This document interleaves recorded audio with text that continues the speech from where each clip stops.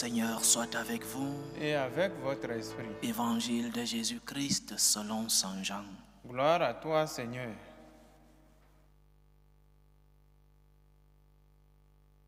En ce temps-là, Jésus disait aux foules, « Moi je suis le pain de la vie. Celui qui vient à moi n'aura jamais faim. Celui qui croit en moi n'aura jamais soif. Mais je vous l'ai déjà dit, vous avez vu, et pourtant vous ne croyez pas. Tous ceux que me donne le Père viendront jusqu'à moi, et celui qui vient à moi, je ne vais pas le jeter dehors. Car je suis descendu du ciel pour faire, non pas ma volonté, mais la volonté de celui qui m'a envoyé.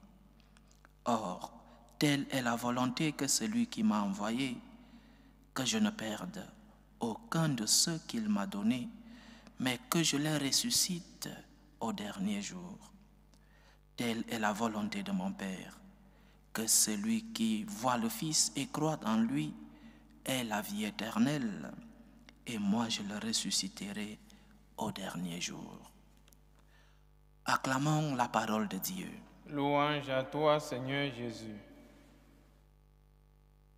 Il y a un concept très populaire depuis un certain nombre d'années, un concept populaire dans la vie civile et même qui s'est attaché aussi dans notre vie de foi. Ce concept, c'est le bonisme. Dans la vie civile, le bonisme, c'est que chacun doit faire ce qu'il veut, ce qu'il croit bien pour lui.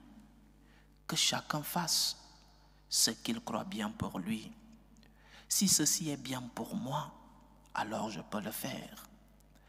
Cela vient de ce que le pape Benoît XVI appelait la dictature du relativisme, c'est-à-dire que chacun fasse ce qu'il veut. Ceci est bon pour moi aujourd'hui et la même chose peut être mauvaise pour moi demain. Mais je fais ce que je crois dans ma conscience que c'est bien pour moi, le bonisme. Mais dans l'aspect religieux, le bonisme consiste à dire que Dieu est si bon qu'il ne peut condamner personne. Dieu est très bon, il est si bon. Quelqu'un dira que l'enfer n'existe pas ou que s'il existe, il est vide parce que Dieu est si bon qu'il ne peut condamner personne. Et oui, effectivement, Dieu ne veut condamner personne. Mais c'est l'homme qui se sépare de Dieu. C'est l'homme qui se condamne en rejetant le don que le Seigneur lui fait, le don du salut, le don du pardon des péchés. Le catéchisme de l'Église catholique définit l'enfer comme l'auto-acceptation de l'homme de tourner le dos à Dieu. C'est l'homme qui tourne le dos à Dieu. Ce n'est pas Dieu qui te condamne. C'est toi qui tournes le dos à Dieu. C'est toi qui n'acceptes pas le don du salut parce que tu ne crois pas en Dieu. L'évangile d'aujourd'hui nous dit que la volonté du Père est que celui qui voit le Fils et croit en lui ait la vie éternelle. Lorsque nous lisons les évangiles, nous sommes parfois surpris de voir que les démons savaient qui était Jésus, mais les démons ne croyaient pas en Jésus. Ils savaient qui était le Christ, mais ils ne croyaient pas en lui et ne voulaient pas faire la volonté de Dieu. Mais l'être humain, lui, qui a été créé avec le don de la liberté, l'être humain peut choisir entre le bien et le mal, entre suivre Dieu ou lui tourner le dos. Ce n'est pas Dieu qui t'oblige, ce n'est pas Dieu qui fait que tu lui tournes le dos, mais c'est toi qui le fais.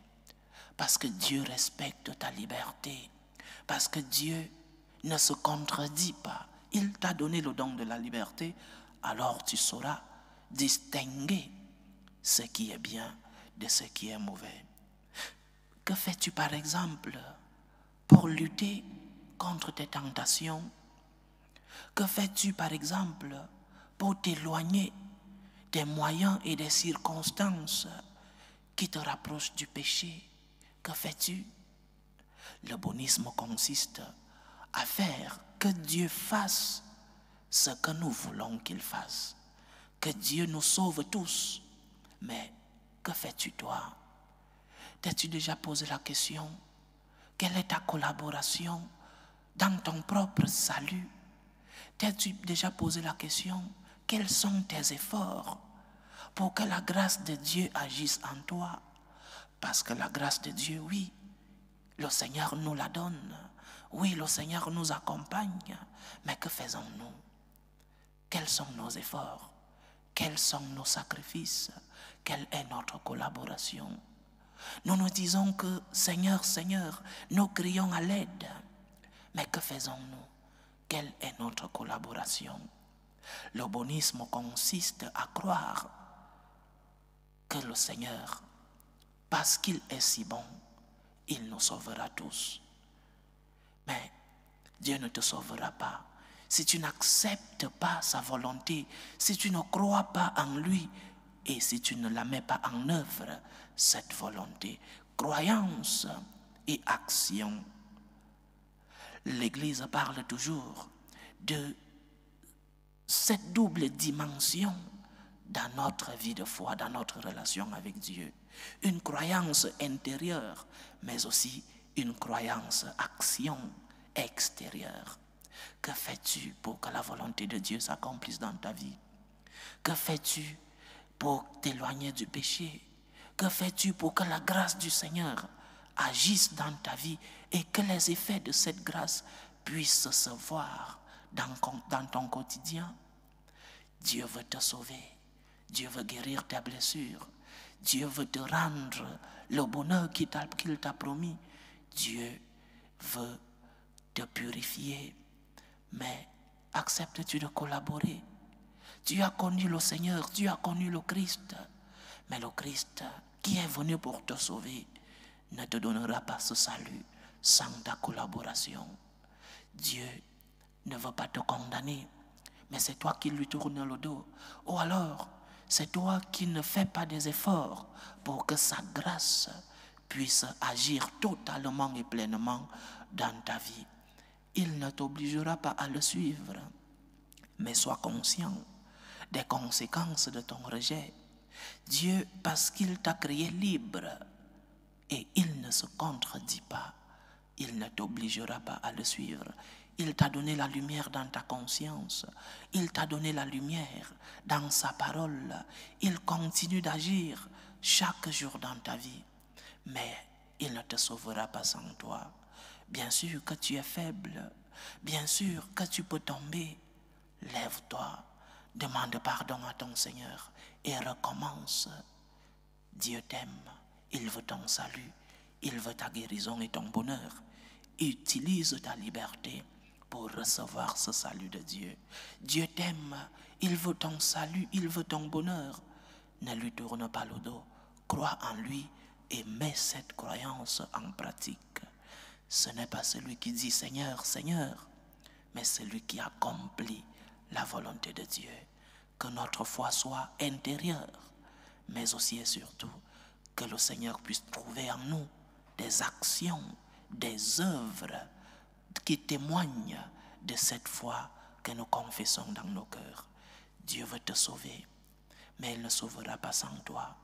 Dieu veut te guérir, il te guérira parce qu'il trouverait en toi des semences de tes efforts, des semences de la foi, parce que tu l'as connu, parce que tu as fait l'expérience de son amour. Montre-lui les œuvres de ta foi et tu seras sauvé. Montre-lui les œuvres de ta foi et tu seras purifié. Que le Seigneur notre Dieu nous aide.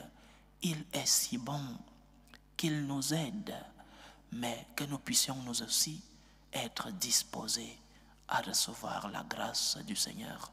Ouvre-toi à la grâce de Dieu et le Seigneur te guérira. Loué soit Jésus-Christ. À jamais.